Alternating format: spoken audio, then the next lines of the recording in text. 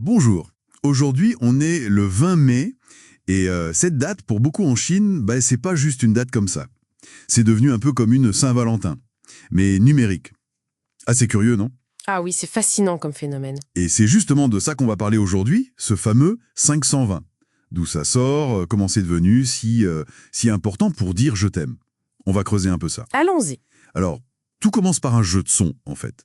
En mandarin, les chiffres 5, 2, 0, ça se prononce Wu Erling.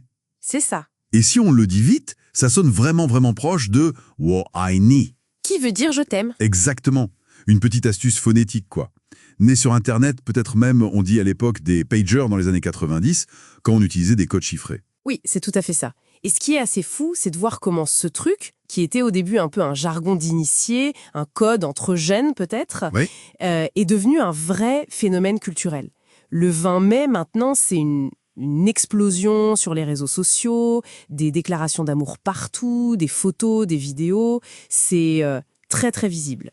Donc on passe d'un petit code un peu secret à une énorme fête publique.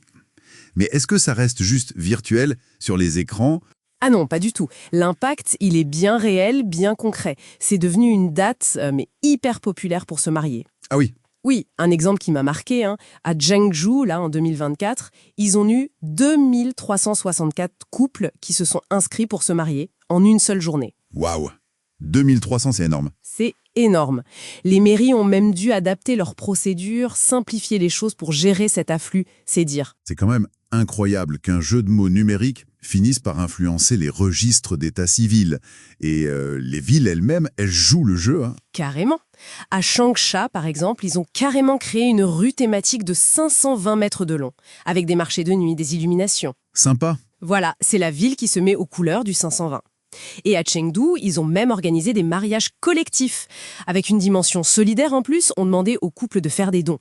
Donc ça prend aussi une tournure sociale, quoi. Et j'imagine que le commerce, le divertissement, ils ont flairé le filon. Oh que oui, c'est une occasion en or. Les marques font de campagnes spéciales, bien sûr. Dans les jeux vidéo aussi, comme Onmyoji par exemple, il y a des événements juste pour le 520. Logique. Et même des artistes, des chanteurs qui calent la sortie d'un clip ou l'annonce d'un concert, pile ce jour-là. Parfois même à une heure précise, 13h14. Attends, 13h14, oui. Pourquoi?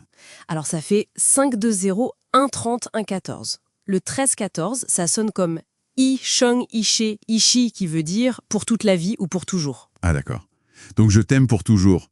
C'est assez malin comme jeu de chiffres. Tout à fait. Mais est-ce que le sens du 5-2-0, il est resté juste sur l'amour romantique, le couple, ou ça a évolué? Ben justement, c'est ça qui est intéressant, je trouve, ça s'est élargi. Le message principal, c'est devenu un peu « ose dire je t'aime ». Ah, Oui, que ce soit à ton ou ta partenaire, bien sûr, mais aussi à ta famille, à tes amis.